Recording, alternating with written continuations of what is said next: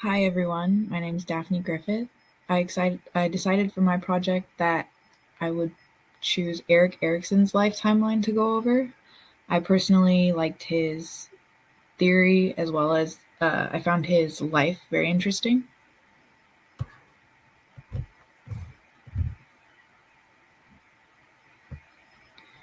So, a little background on Erik Erikson. He developed the biopsychosocial approach to personality and expanded psychoanalysis past Freud's theory of psychosexual development. Freud developed the first four stages in Erikson's theory, the oral, anal, genital, and latency stages. Erikson ended up expanding past latency to adolescence, young adulthood, and old age. He also said that from these stages come adaptive or maladaptive ways of coping. The 8 stages of Erikson's psychosocial development were influenced by his own life and the events going on around him.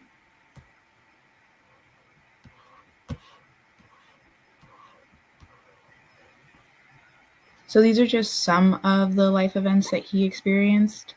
I didn't have time to include them all because that would have taken forever. But in 1902, Erikson was born to a single mother, Carla Abrahamson, in Germany. 1911, he was adopted by his stepfather, Theodor Hamburger. In 1927, he was trained to be a psychoanalyst with Anna Freud in Vienna. In 1930 through 1933, he finished his psychoanalytic training and immigrated to the U.S. In 1930, he also married Joan Serson, and in 1931, he had his first child.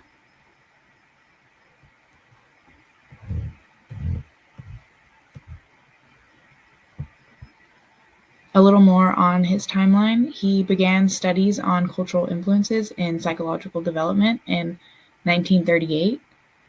In 1950, he began writing his novels on his work with children. And in 1994, Erikson passed away in Massachusetts.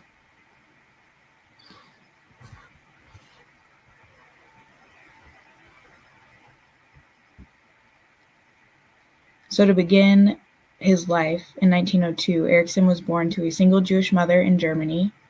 He was allegedly the product of an extramarital affair. His mother was originally Danish.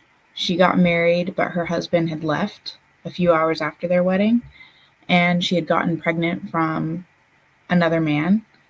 To preserve the reputation of her family, they sent her to Germany to have the child out of wedlock. This later ended up affecting Erikson's identity or his lack of identity because he did not know his biological father. The global events during this time were 10% of families were single-parent households as a result of death or high abandonment rates.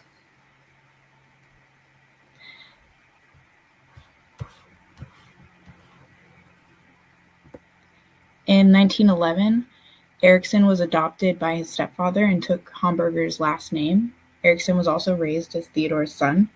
This later created some identity issues because he was unaware that Hamburger was not his biological father. And when he found out that he wasn't around his biological father and didn't know his identity, this affected Erikson's identity. In 1914, World War I began. Erikson believed that World War I led to a lot of psychological trauma and identity confusion. So this event helped to develop his theory on identity more. In 1920, there was the invention of the manual breast pump. Women were allowed to express breast milk before having to feed their babies.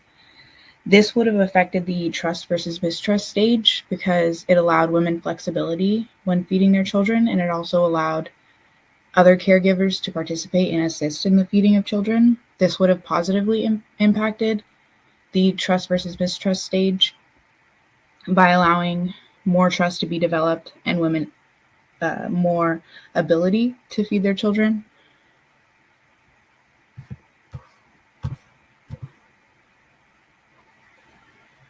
In 1927, Erikson was invited by Anna Freud to a small school in Vienna where he studied art, history, and geography. He was also trained as a psychoanalyst.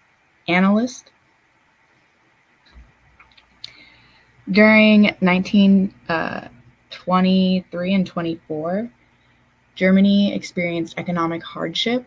There was hyperinflation and poverty. By 1924, $1 was equivalent to 4,210,500,000,000 marks, which was the currency in Germany. So this led to a lot of economic hardships for families and people in general.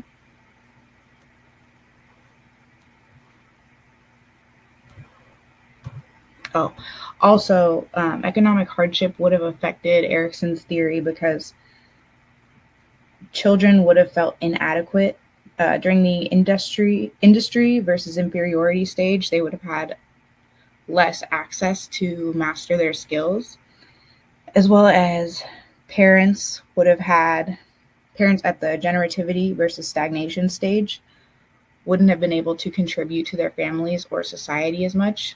These would have led to maladaptive coping skills. In 1930, Erikson finished his training in Vienna and moved to America. He opened his practice in Boston, and he also joined Harvard's faculty. For personal events, Erikson met and married Canadian dancer Joan Surson. Even though his parents preferred him to marry a Jewish woman, he was a little rebellious and decided that he would marry Surson. In 1931, he had his first child, Kai Erikson.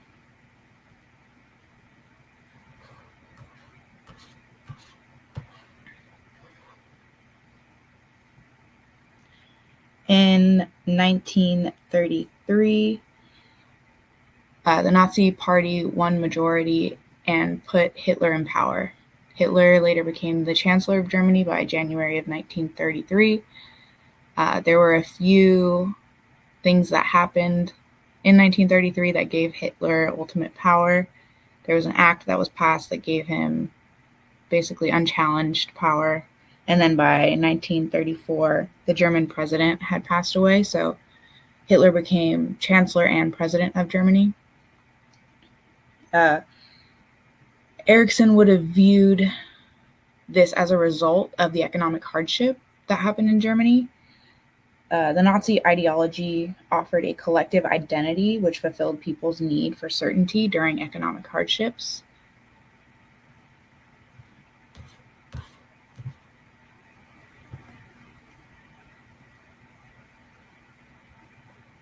In 1938, Erikson's cultural studies began, where he worked with the Sioux Indian children and tried to understand more of the influences that created their personality and identities.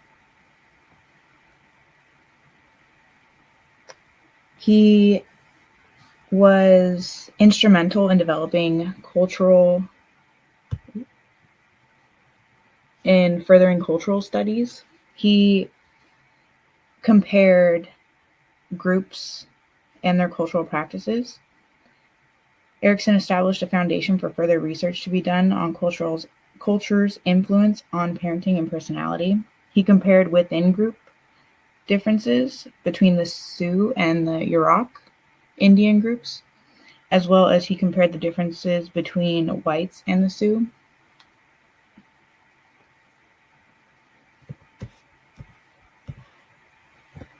In 1950, Erikson published his novel about his work with children. The novel was titled Childhood and Society. The novel was about biological factors and psychological and social context in which an individual is raised. He discussed psychosocial crisis, which refers to the internal conflict someone faces. In 1954, the civil rights movement was very prominent in America, and this contributed to his novel in 1968, Identity and Youth Crisis.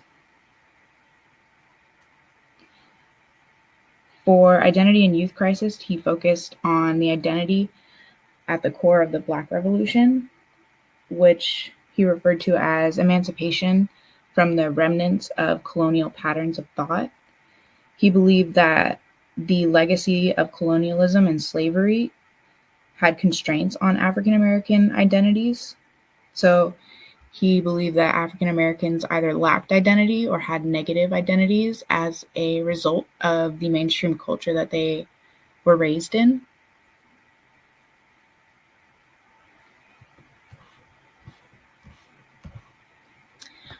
Overall, Erikson's theory was instrumental to the development of personality psychology. He expanded past the Freudian understanding of development and contributed stages on young adulthood through old age. Erikson's life and the world events happening around him were pivotal to his notion of identity. His studies on cultural influences on personality helped to provide explanations regarding differences in psychosocial development. And that was my presentation on Erik Erikson's personality theory and his lifeline.